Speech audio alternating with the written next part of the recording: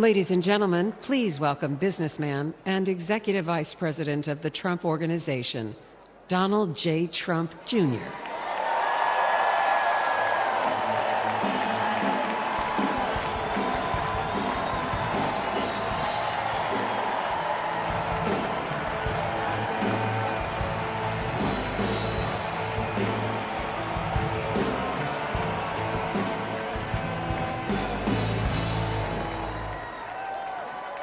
Good evening, America. Before I begin my remarks, I'm going to do something a little uncharacteristic. A Trump is going to give up the microphone. Doesn't happen often. You may never see it again.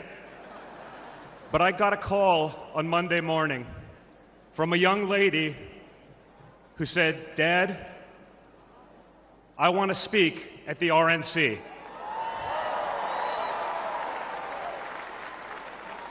I want to speak at the RNC because I want America to know what my grandpa is actually like.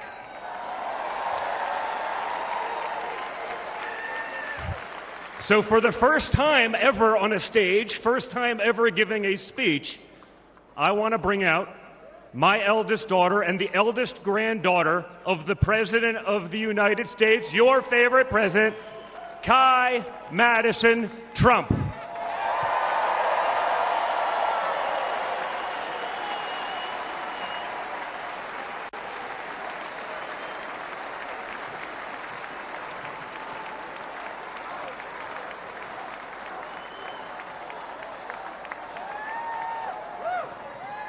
Hi, everyone. My name is Kai Madison Trump. I am the granddaughter of Donald Trump. I'm speaking today to share the side of my grandpa that people don't often see. To me, he's just a normal grandpa. He gives us candy and soda when our parents aren't looking. He always wants to know how we're doing in school. When I made the high honor roll, he printed it out to show his friends how proud he was of me. I know. He calls me during the middle of the school day to ask how my golf game is going and tells me all about his. But then I have to remind him that I'm in school and I'll have to call him back later. When we play golf together, if I'm not on his team, he'll try to get inside of my head. I know. And he's always surprised that I don't let him get to me. But I have to remind him, I'm a Trump too.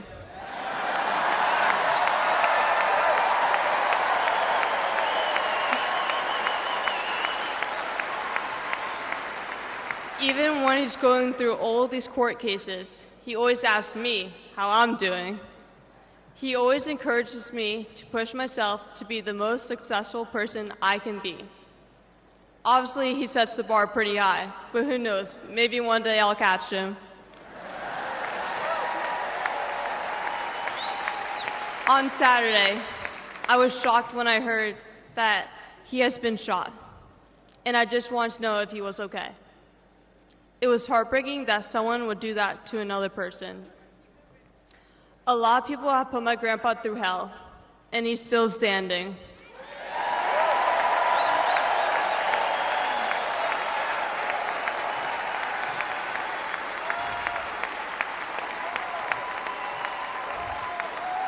Grandpa, you are such an inspiration, and I love you.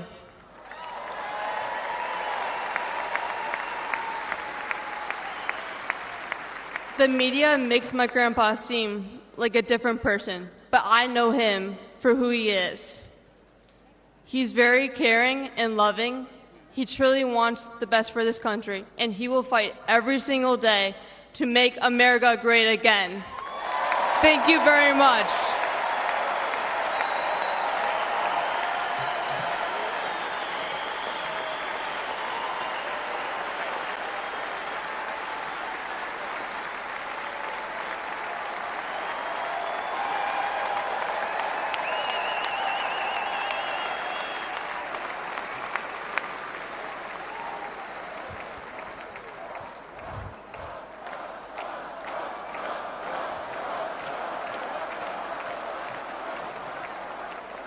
A lot of proud moments this week for my family.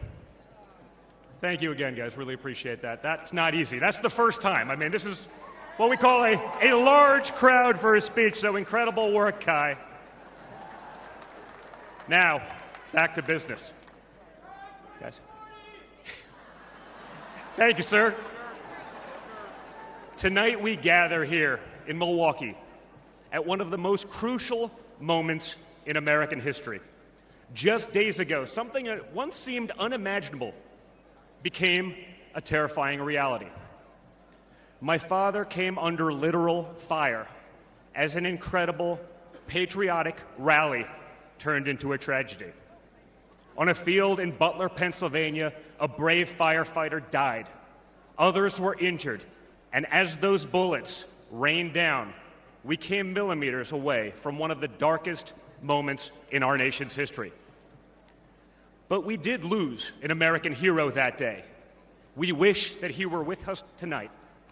But his memory will live on forever in the hearts of his family, his community, and the nation that he loved.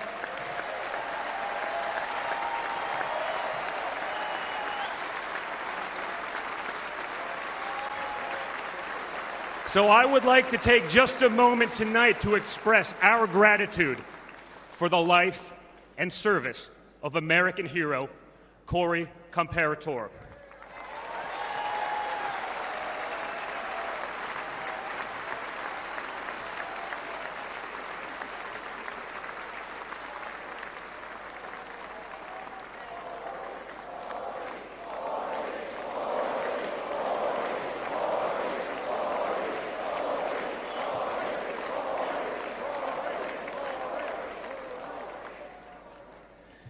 They say you can't truly know how you'll respond in a moment of danger until you're actually confronted with it.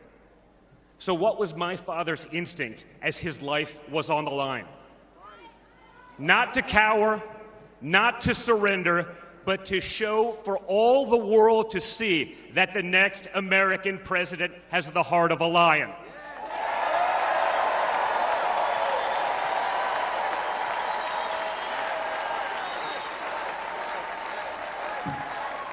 That the next American president has the courage to put the American people first once again.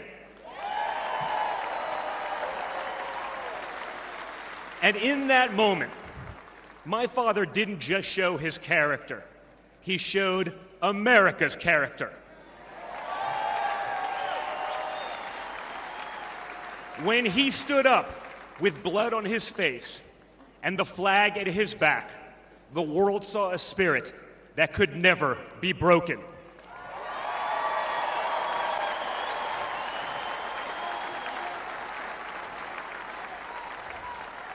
And that is the true spirit of America. America knows what it's like to be down. We know what it's like to be confused and to be afraid. Long before the attempt on my father's life, every American I met was filled with fear and anxiety. They were afraid our country was being torn apart. They were anxious about the massive and chaotic invasion of illegal aliens across our border. They were deeply concerned about partisan lawfare, education indoctrination, and attacks on freedom of speech.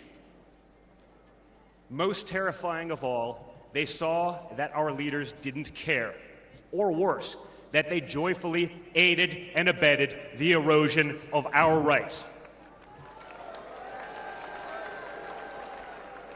And the lies. Oh, yeah, the lies. We won't ever forget the lies.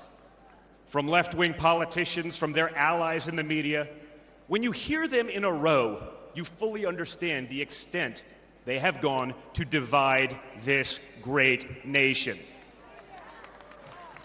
They lied about Russia collusion. They lied about Hunter's laptop. They lied about Joe Biden's fitness for office. They lied about the border being secure. They lied about inflation being transitory. They lied about how they would safely withdraw from Afghanistan. They lied about Biden being a, quote, moderate. And they told one nonstop lie after another about my father. But they could only run away from reality for so long. All hell has broken loose in America, and it's impossible to hide anymore.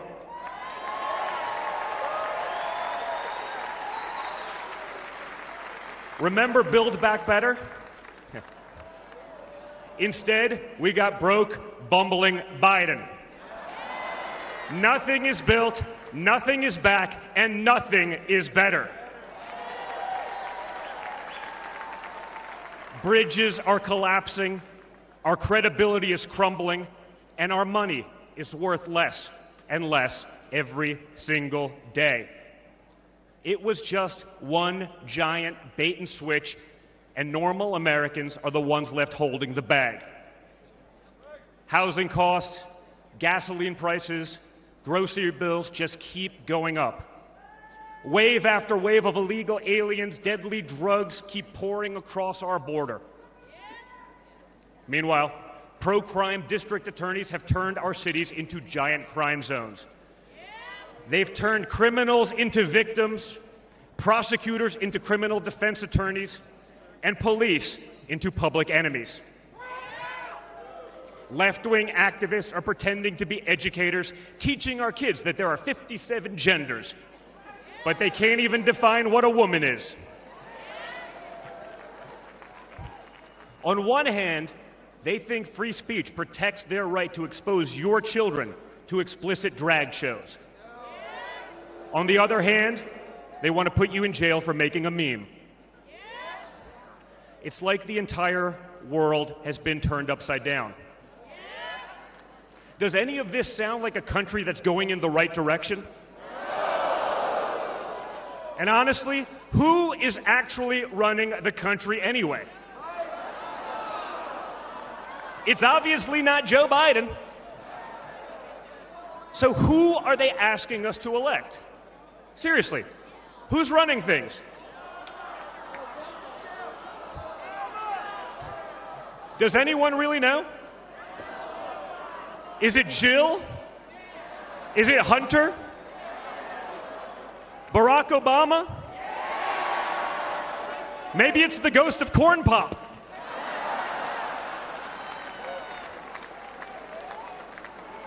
Whoever is running the show, the only thing they are effective at is persecuting my father. They twisted, contorted, and corrupted the criminal code to turn bookkeeping errors into felonies. They concocted new legal theories out of thin air. They imposed gag orders on my father because the last thing a defendant should be able to do is defend himself, right? They punished him for merely speaking the truth. They say they hate Vladimir Putin, but it sure seems like they've spent a lot of time copying his playbook.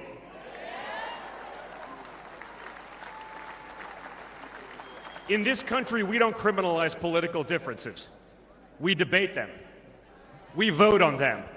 But we don't make you choose between picking a party or picking a jail cell.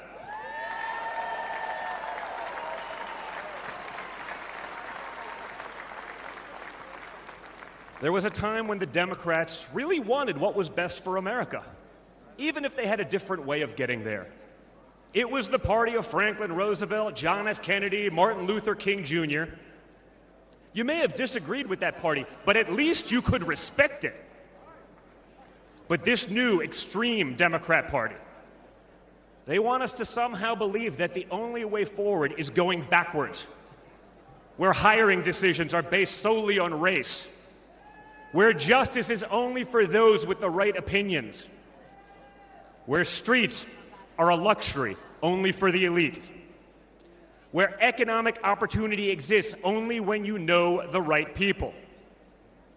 Right now, the America we all grew up with, the America that we love, feels like an old photograph where you sit down with your children and tell them what life used to be like. You look back at that America and remember a country that was confident and proud, an America that knew who it was and what it stood for. And it could all feel like a distant memory. Somewhere along the way we stumbled, Somewhere along the way, we lost ourselves. But we can't live on nostalgia.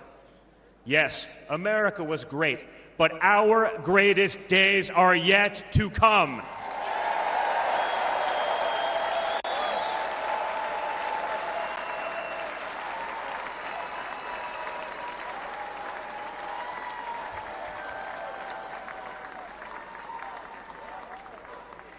Because no matter how far off that old photo may feel, it's not the end of our story.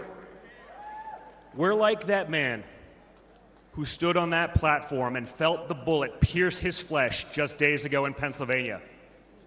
He may have moved to the ground, but he stood back up.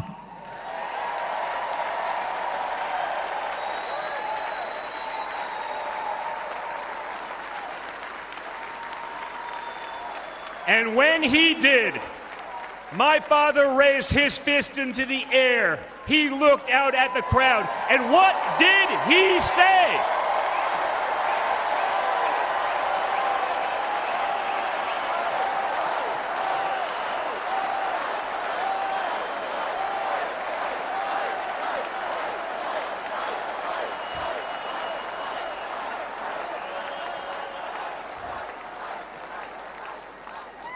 And we will fight. We will fight. We will fight with our voices. We will fight with our ideas. And on November 5th, we will fight with our vote.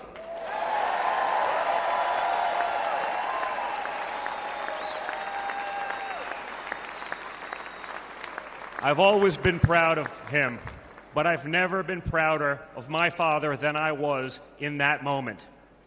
That's when the world found out that there is tough, and then there's Trump tough.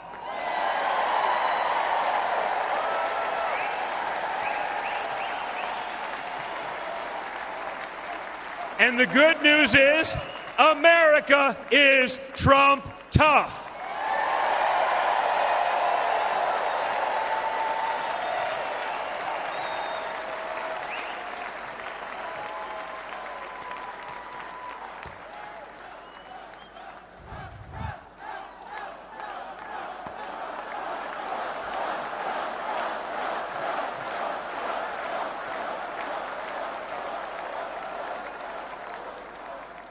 In 1912, more than a century ago, another legendary Republican president came right here to Milwaukee. At a political rally less than 1 mile from where we stand tonight, Teddy Roosevelt was struck by a would-be assassin's bullet. But he didn't quit either. He finished his speech and he kept fighting.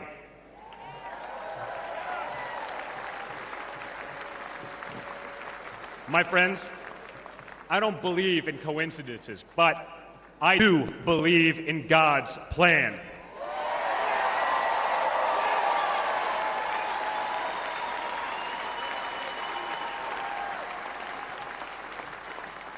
Today, Teddy Roosevelt's man in the arena has a name, and it's Donald J. Trump.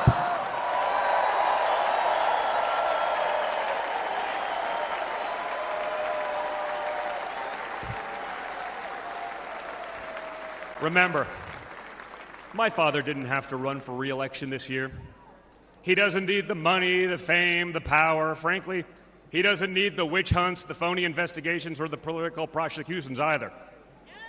But he knew he had to run if there was any chance at saving America.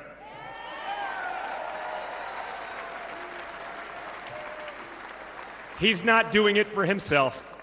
He's doing it for everyone here tonight, for everyone watching at home.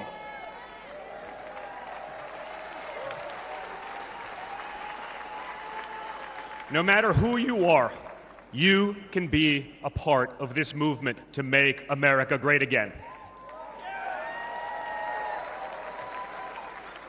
Look at me and my friend J.D. Vance, a kid from Appalachia and a kid from Trump Tower in Manhattan. We grew up worlds apart, yet now we're both fighting side by side to save the country we love. And by the way, J.D. Vance is going to make one hell of a vice president.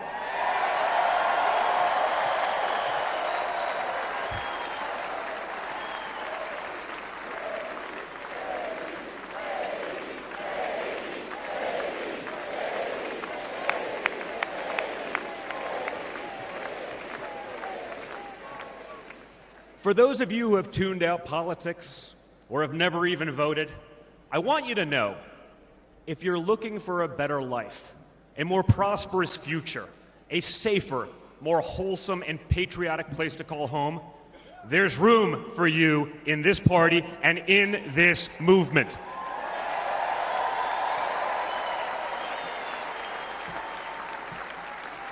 In fact, you're the ones who matter most of all.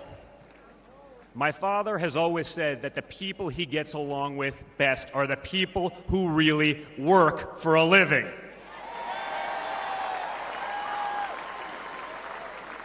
It's because of his background as a builder in construction, right?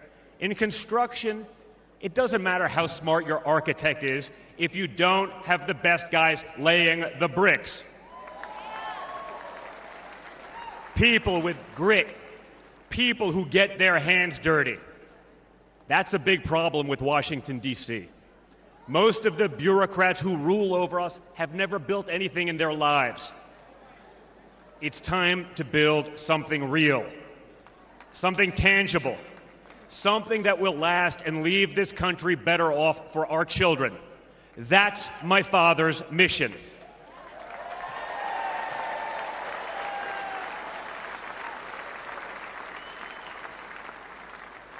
This November, we have a choice. It's a choice between one team that wants to build this country up and another that wants to tear this country down. It's a choice between people who are proud of America and people who are ashamed of America. And ultimately, it's a choice between America last and America first.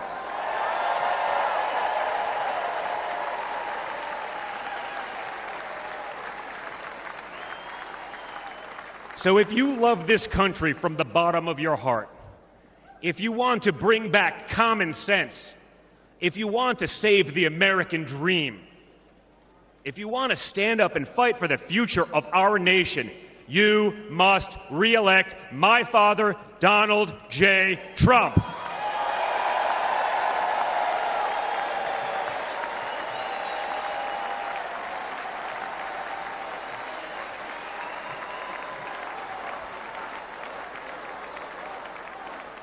Together, we will make America great once again. Thank you. Thank you, Wisconsin.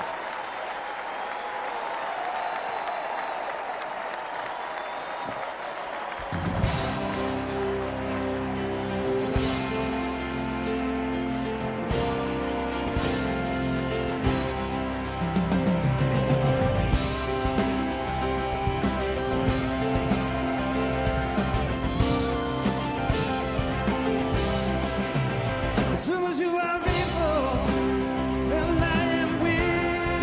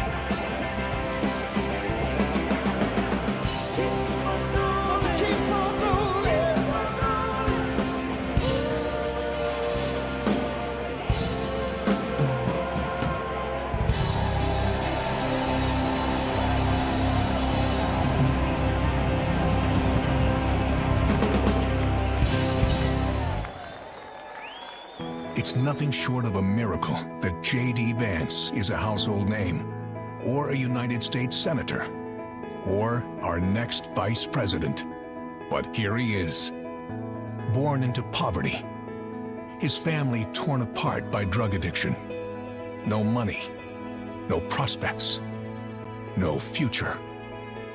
J.D. joined the Marine Corps, used the GI Bill to attend college, then went to Yale and earned a law degree and shared his heartbreaking story in a best-selling book.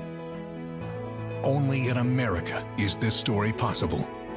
But today, for many families, the American dream is now gone. And this is the team tough enough to bring it back. J.D. Vance understands that working families have become the forgotten families. Under Biden, wages are going down while prices skyrocket, forcing the majority of Americans to live paycheck to paycheck. Working families will have J.D. Vance fighting for them. Seniors, J.D. will have your backs too. No more deciding between putting food on your table and paying for the prescriptions you need. As a husband and father, J.D. knows the importance of fighting for a parent's right to protect their children. And you can count on this Marine to stand up for our soldiers who put their lives on the line for their country every day. J.D. Vance's story is one of perseverance, of duty, of commitment to what's right. It's an American story, and it's just getting started.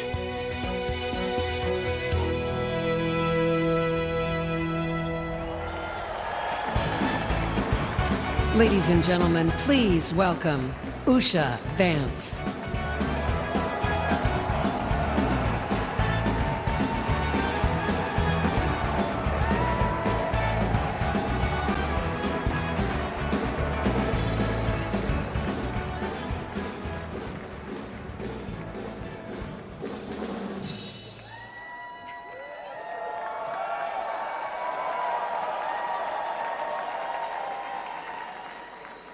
Good evening. Good evening. When I was asked to introduce my husband, J.D. Vance, to all of you, I was at a loss. What could I say that hasn't already been said before? After all, the man was already the subject of a Ron Howard movie. J.D. has shared much of his life through his own eloquent words. In his book, Hillbilly Elegy, during his Senate campaign, and now as a sitting United States Senator. It occurred to me that there was only one thing to do: to explain from the heart why I love and admire J.D. and stand here beside him today, and why he will make a great Vice President of the United States.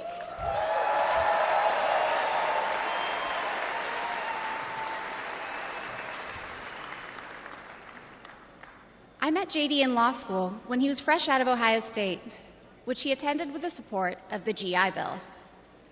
We were friends first because, who wouldn't want to be friends with J.D.? He was then, as now, the most interesting person I knew. A working-class guy who had overcome childhood traumas that I could barely fathom to end up at Yale Law School. A tough Marine who had served in Iraq, but whose idea of a good time was playing with puppies and watching the movie Babe. The most determined person I knew with one overriding ambition: to become a husband and a father, and to build the kind of tight-knit family that he had longed for as a child. My background is very different from JD's. I grew up in San Diego, in a middle-class community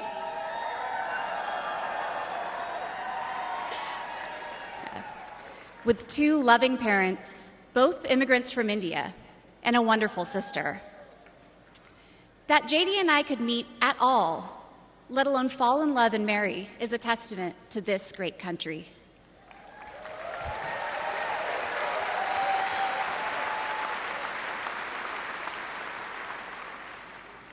It is also a testament to JD, and it tells you something about who he is. When JD met me, he approached our differences with curiosity and enthusiasm. He wanted to know everything about me, where I came from, what my life had been like. Although he's a meat and potatoes kind of guy, he adapted to my vegetarian diet and learned to cook food from my mother, Indian food. Before I knew it, he had become an integral part of my family, a person I could not imagine living without. The JD I knew then is the same JD you see today, except for that beard. And his goals in this new role are the same that he has pursued for our family: to keep people safe, to create opportunities, to build a better life, and to solve problems with an open mind. It's safe to say that neither JD nor I expected to find ourselves in this position, but it's hard to imagine a more powerful example of the American dream. A boy from Middletown, Ohio.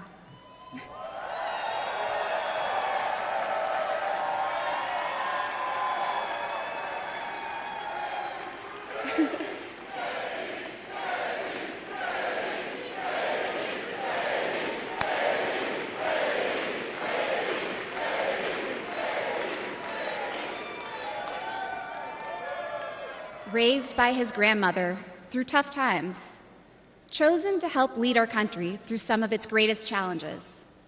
I am grateful to all of you for the trust you have placed in him and in our family.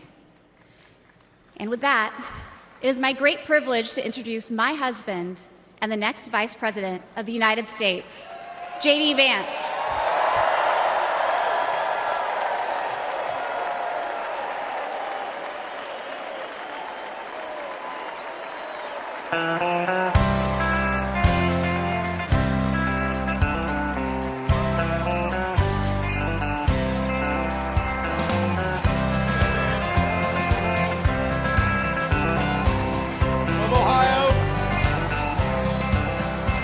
Why don't we liberate these United States? We're the ones who need it worst.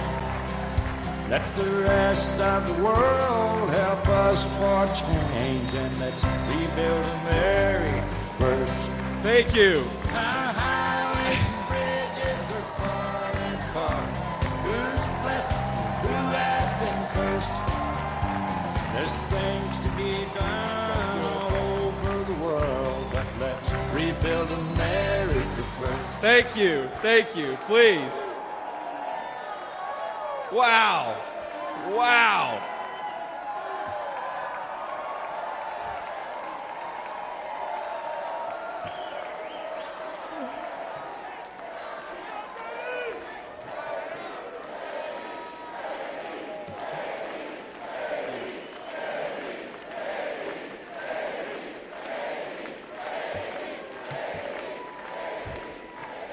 Yeah.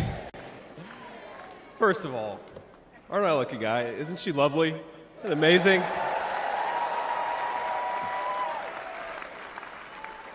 Greetings, Milwaukee, my fellow Americans and my fellow Republicans. My name is J.D. Vance from the great state of Ohio.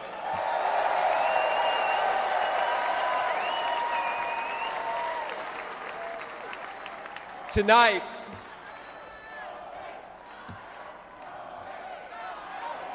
O-H-I-O, O-H-I-O. You guys, we're gonna chill with the Ohio love. We gotta win Michigan too here, so.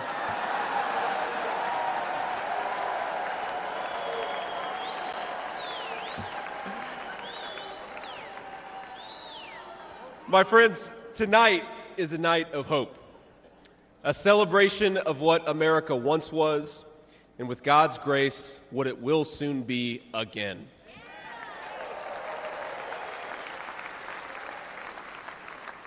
And it is a reminder of the sacred duty we have to preserve the American experiment, to choose a new path for our children and grandchildren. But as we meet tonight, we cannot forget that this evening could have been so much different. Instead of a day of celebration, this could have been a day of heartache and mourning. For the last 8 years, President Trump has given everything he has to fight for the people of our country.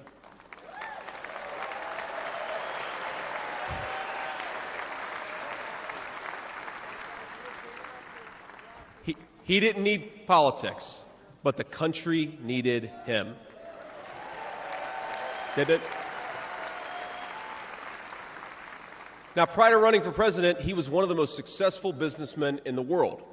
He had everything anyone could ever want in a life. And yet, instead of choosing the easy path, he chose to endure abuse, slander, and persecution. And he did it because he loves this country.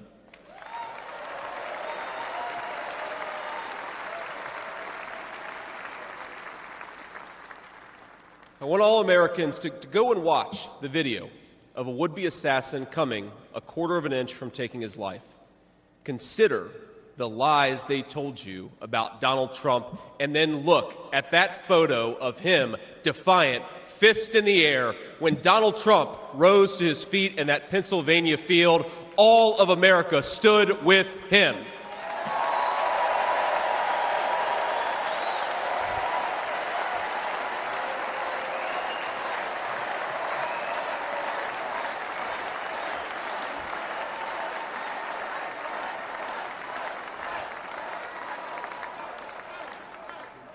And what did he call us to do for our country? To fight for America. Even in his most perilous moment, we were on his mind. His instinct was for us, for our country, to call us to something higher, to something greater, to once again be citizens who ask what our country needs of us. Now consider what they said. They said he was a tyrant. They said he must be stopped at all costs. But how did he respond? He called for national unity, for national calm, literally right after an assassin nearly took his life.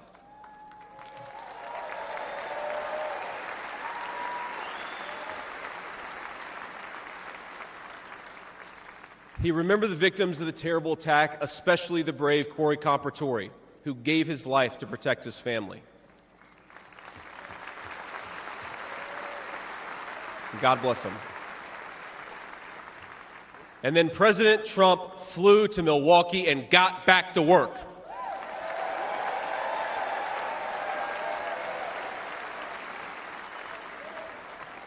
Now that's the man I've gotten to know personally over the last few years. He is tough, and he is, but he cares about people. He can stand defiant against an assassin one moment and call for national healing the next.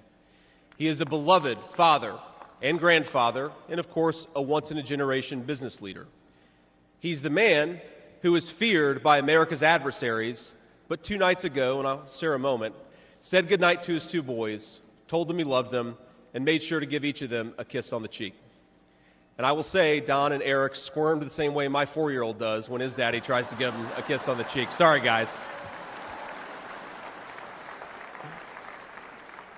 He is all those things, but tonight we celebrate he is our once and future President of the United States of America.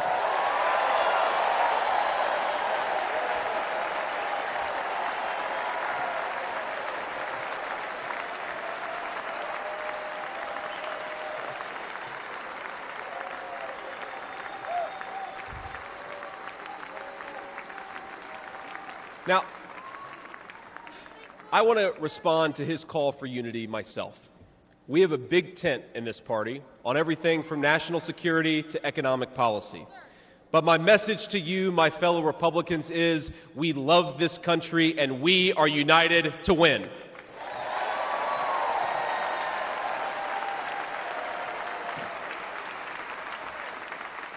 Right. Now, I think our disagreements actually make us stronger. That's what I've learned in my time in the United States Senate, where sometimes I persuade my colleagues and sometimes they persuade me.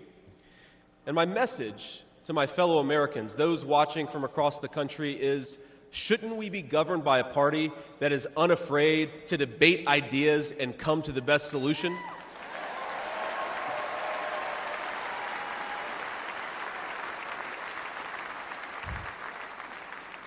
That's the Republican Party of the next 4 years, united in our love for this country and committed to free speech and the open exchange of ideas.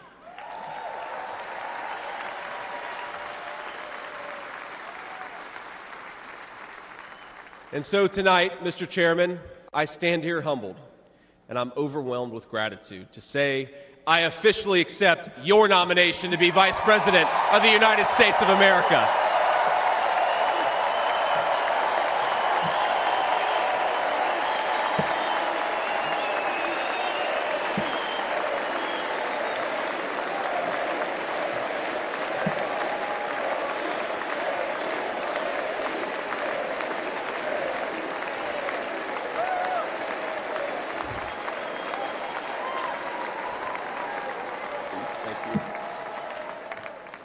Now, never in my wildest imagination could I have believed that I'd be standing here tonight.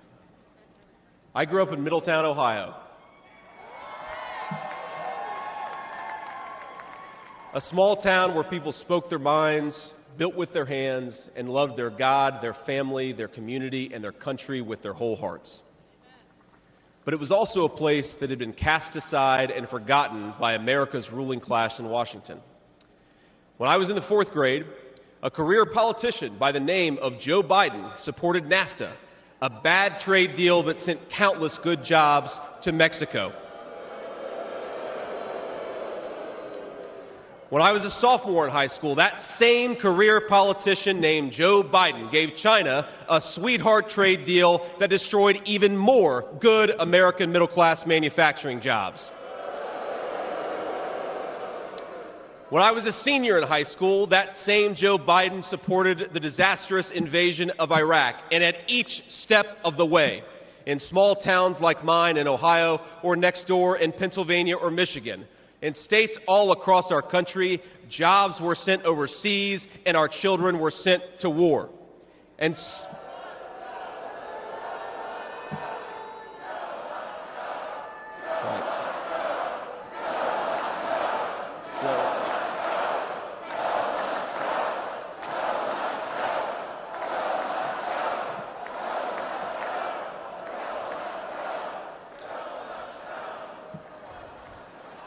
I agree.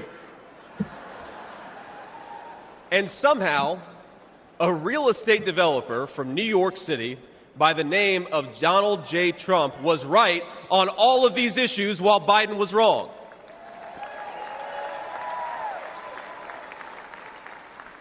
President Trump knew even then that we needed leaders who would put America first.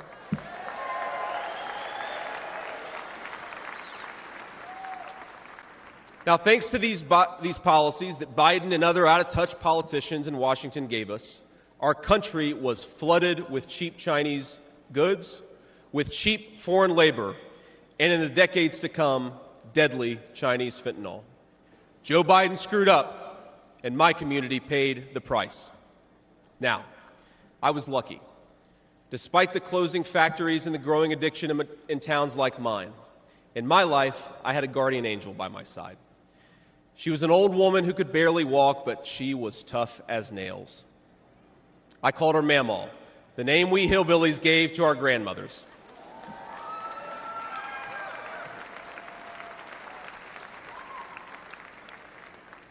Mamaw raised me as my mother struggled with addiction. Mamaw was in so many ways a woman of contradiction. She loved the Lord, ladies and gentlemen. She was a woman of very deep Christian faith.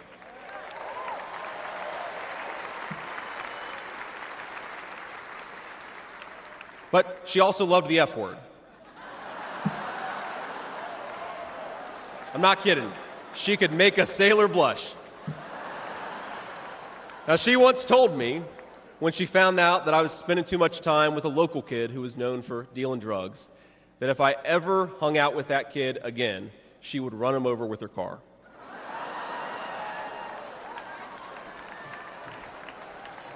That's true. And she said, JD, no one will ever find out about it.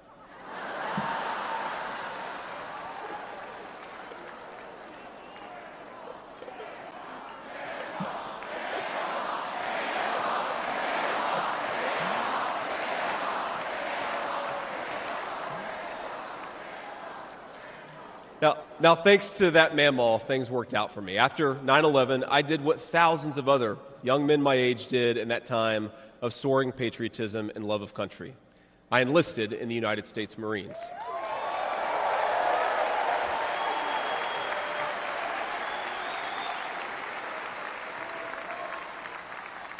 Semper Fi to my fellow Marines. Now, I left the Marines after 4 years and went to the Ohio State University.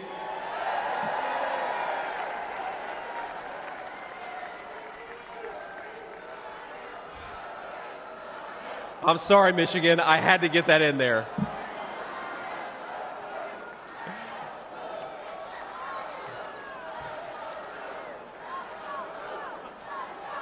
Come on. We've had enough political violence. Now, after Ohio State, I went to Yale Law School, where I met my beautiful wife. And then I started businesses to create jobs in the kind of places that I grew up in. Now, my work taught me that there is still so much talent and grit in the American heartland. There really is. But for these places to thrive, my friends, we need a leader who fights for the people who built this country.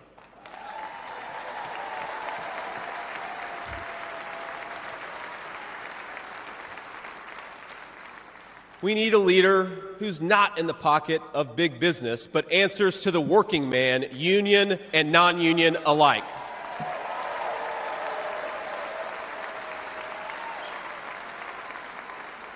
A leader who won't sell out to multinational corporations, but will stand up for American companies and American industry.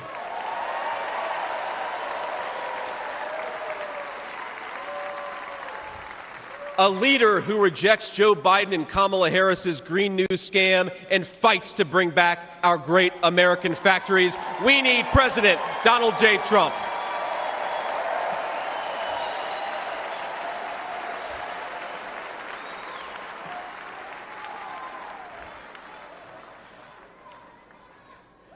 Some people tell me I've lived the American dream, and of course they're right, and I'm so grateful for it. But the American dream that always counted most was not starting a business or becoming a senator or even being here with you fine people, though it's pretty awesome. My most important American dream was becoming a good husband and a good dad, of being able to give.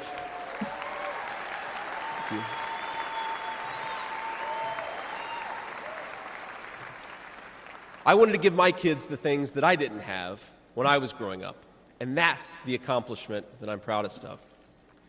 That tonight, I'm joined by my beautiful wife, Usha, an incredible lawyer and a better mom, and our three beautiful kids, Ewan, who's 7, Vivek, who's 4, and Mirabelle, who's 2. Now, they're back at the hotel, and kids, if you're watching, Daddy loves you very much, but get your butts in bed. It's 10 o'clock. But, my friends, things did not work out well for a lot of kids I grew up with. Every now and then, I will get a call from a relative back home who asks, "Did you know so-and-so?" And I'll remember a face from years ago, and then I'll hear, "They died of an overdose." As always, America's ruling class wrote the checks. Communities like mine paid the price. For decades, that divide between the few with their power and comfort in Washington and the rest of us only widened. From Iraq to Afghanistan, from the financial crisis to the Great Recession, from open borders to stagnating wages, the people who govern this country have failed and failed again.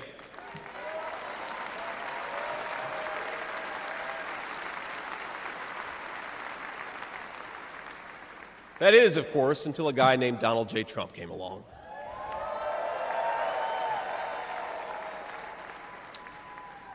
President Trump represents America's last best hope to restore what, if lost, may never be found again. A country where a working-class boy born far from the halls of power can stand on this stage as the next Vice President of the United States of America.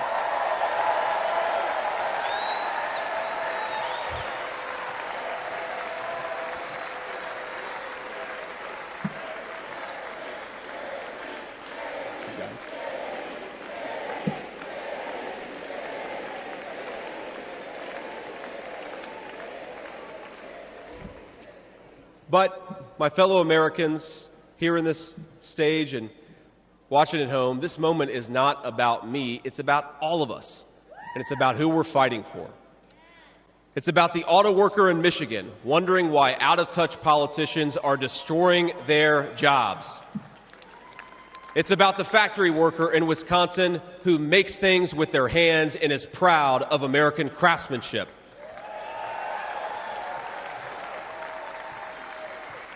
It's about the energy worker in Pennsylvania and Ohio who doesn't understand why Joe Biden is willing to buy energy from tin-pot dictators across the world when he could buy it from his own citizens right here in our own country.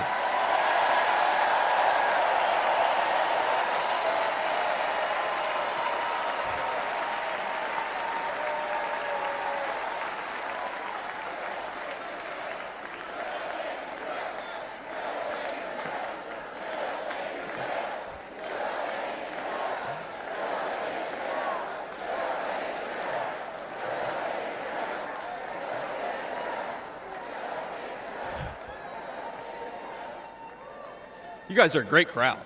Wow. And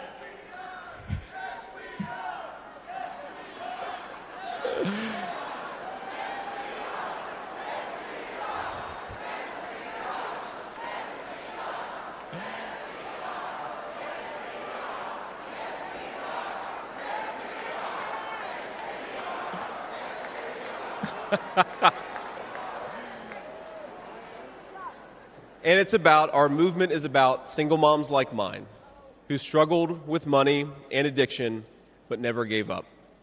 And I'm proud to say that tonight my mom is here, 10 years clean and sober. I love you, Mom.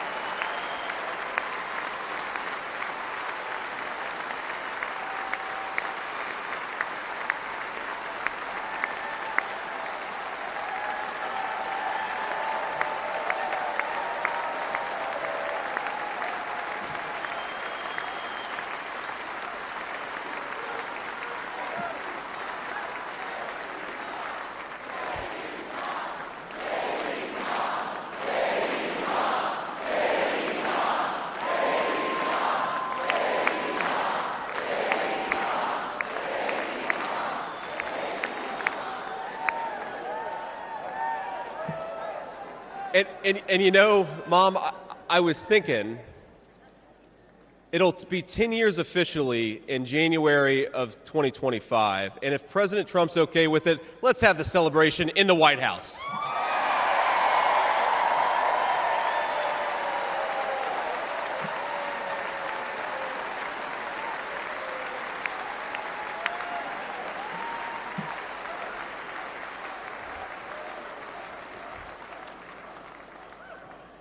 And our movement, ladies and gentlemen, it's about grandparents all across this country who are living on Social Security and raising grandchildren they didn't expect to raise.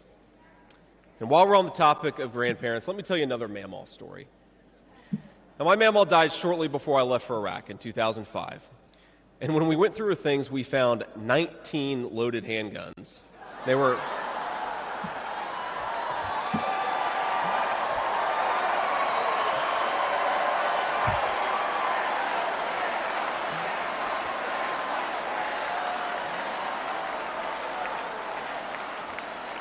Now, the thing is, they were stashed all over her house, under her bed, in her closet, in the silverware drawer.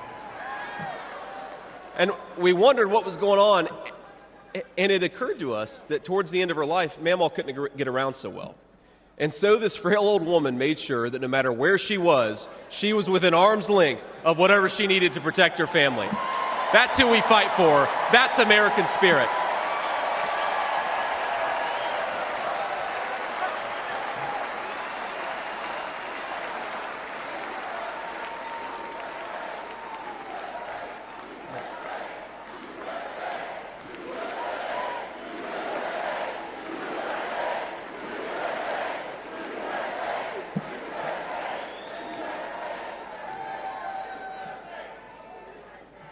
Now, Joe Biden has been a politician in Washington for longer than I've been alive, 39 years old.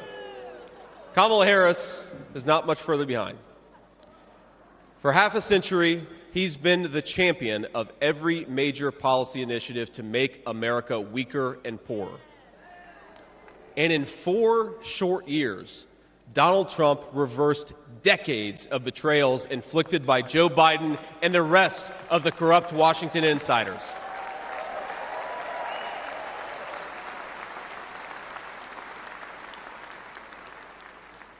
He created the greatest economy in history for workers.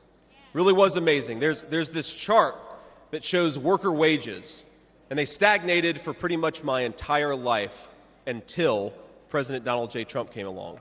Workers' wages went through the roof.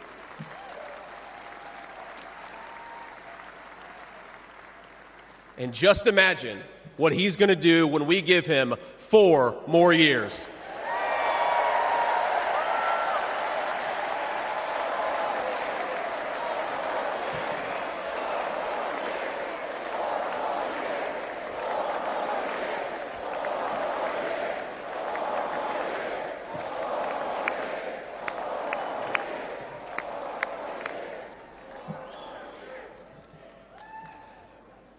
Months ago, I heard some young family member observe that their parents' generation, the baby boomers, could afford to buy a home when they first entered the workforce. But I don't know, this person observed, if I'll ever be able to afford a home. The absurd cost of housing is the result of so many failures, and it reveals so much about what's broken in Washington. I can tell you exactly how it happened. Wall Street barons crashed the economy, and American builders went out of business. As tradesmen scrambled for jobs, houses stopped being built. The lack of good jobs, of course, led to stagnant wages. And then the Democrats flooded this country with millions of illegal aliens. So citizens had to compete with people who shouldn't even be here for precious housing. Joe Biden's inflation crisis, my friends, is really an affordability crisis. And many of the people that I grew up with can't afford to pay more for groceries, more for gas, more for rent, and that's exactly what Joe Biden's economy has given them.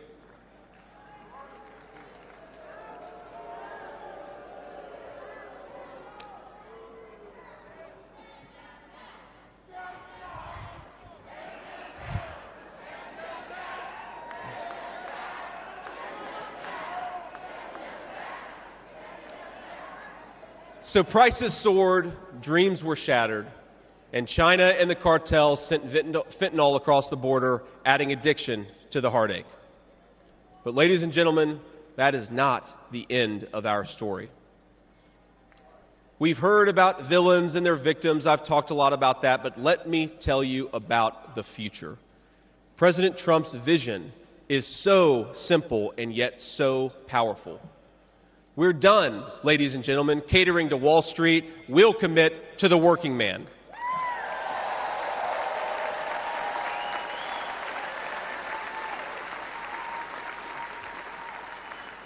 We're done importing foreign labor. We're going to fight for American citizens and their good jobs and their good wages.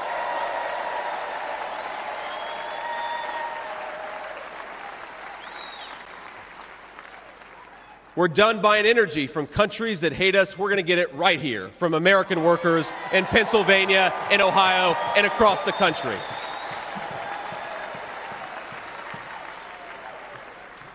We're done sacrificing supply chains to unlimited global trade, and we're going to stamp more and more products with that beautiful label, Made in the USA.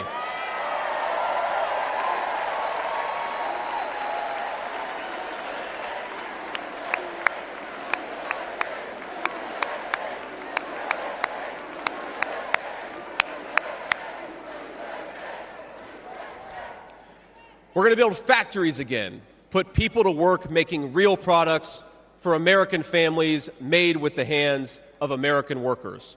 Together,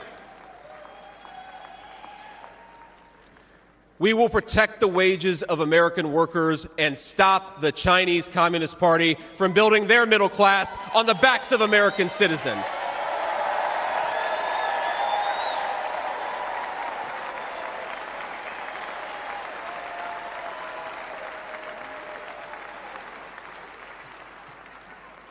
Together, we will make sure our allies share in the burden of securing world peace. No more free rides for nations that betray the generosity of the American taxpayer.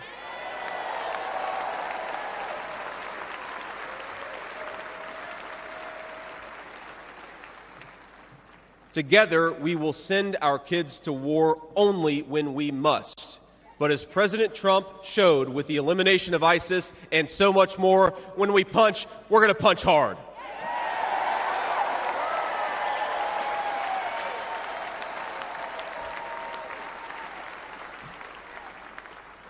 Together, we will put the citizens of America first, whatever the color of their skin. We will, in short, make America great again.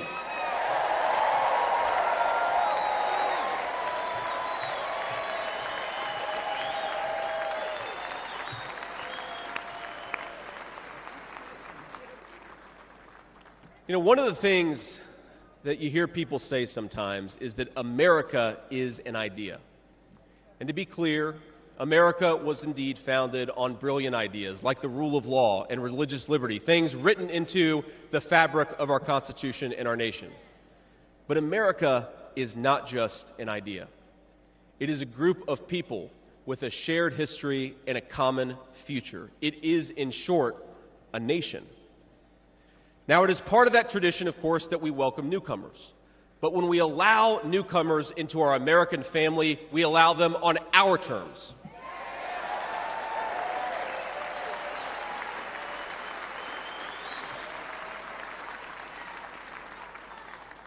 That's the way we preserve the continuity of this project from 250 years past to hopefully 250 years in the future.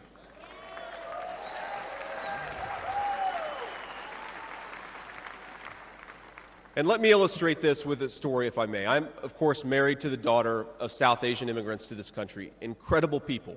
People who genuinely have enriched this country in so many ways. And, of course, I'm biased because I love my wife and her family, but it's true. Now, when I proposed to my wife, we were in law school, and I said, honey, I come with $120,000 worth of law school debt and a cemetery plot on a mountainside in eastern Kentucky.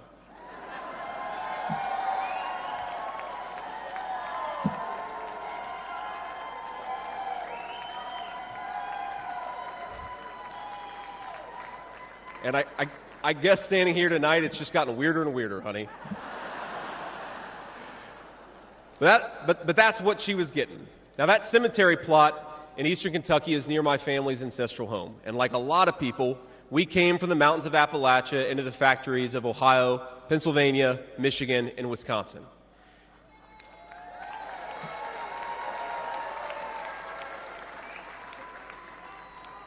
Now, that's Kentucky coal country, one of the 10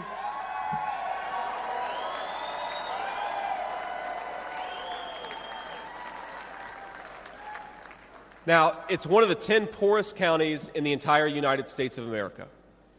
They are very hardworking people, and they're very good people. They're the kind of people who would give you the shirt off their back even if they can't afford enough to eat. And our media calls them privileged and looks down on them. But they love this country, not only because it's a good idea, but because in their bones they know that this is their home, and it will be their children's home, and they would die fighting to protect it.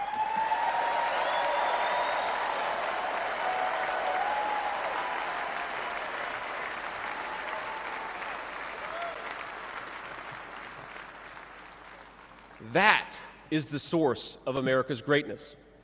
As a United States Senator, I get to represent millions of people in the great state of Ohio with similar stories, and it is the great honor of my life.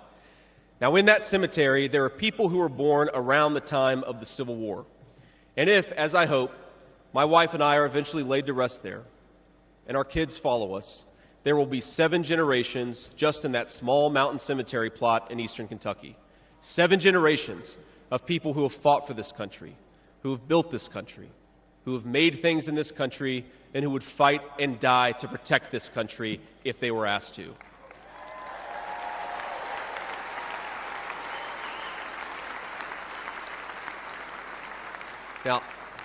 Now that's not just an idea, my friends. That's not just a set of principles. Even though the ideas and the principles are great, that is a homeland. That is our homeland.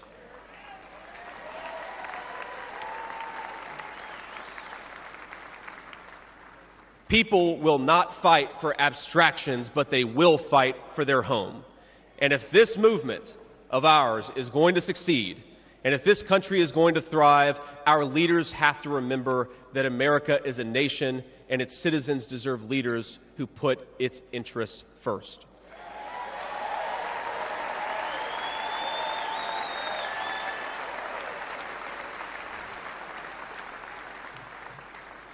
Now, we won't agree on every issue, of course, not even in this room.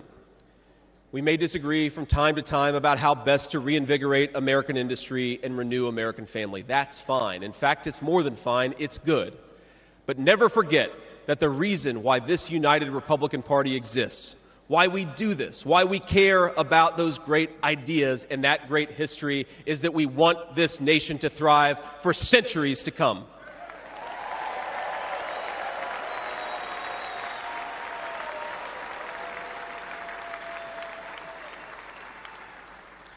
Now, eventually in that mountain cemetery, my children will lay me to rest. And when they do, I would like them to know that thanks to the work of this Republican Party, the United States of America is as strong and as proud and as great as ever.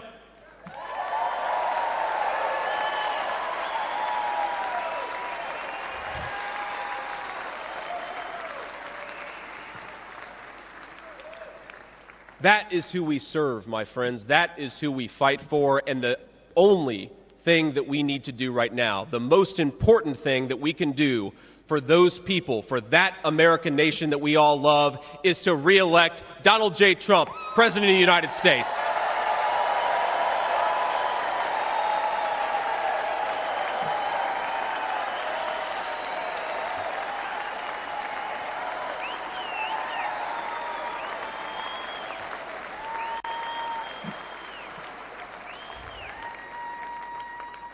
Mr. President, I will never take for granted the trust you have put in me. And what an honor it is to help achieve the extraordinary vision that you have for this country.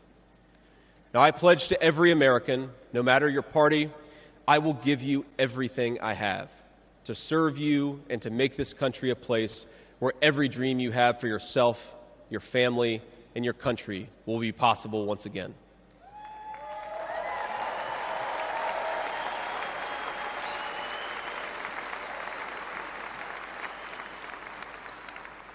And I promise you one more thing.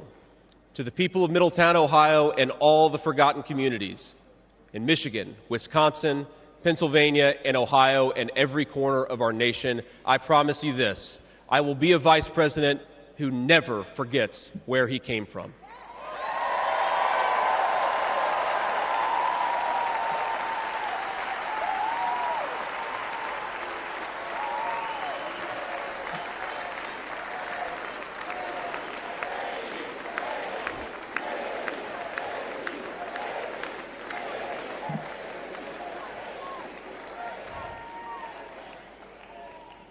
And every single day for the next 4 years, when I walk into that White House to help President Trump, I will be doing it for you, for your family, for your future, and for this great country. Thank you. God bless all of you, and God bless our great country.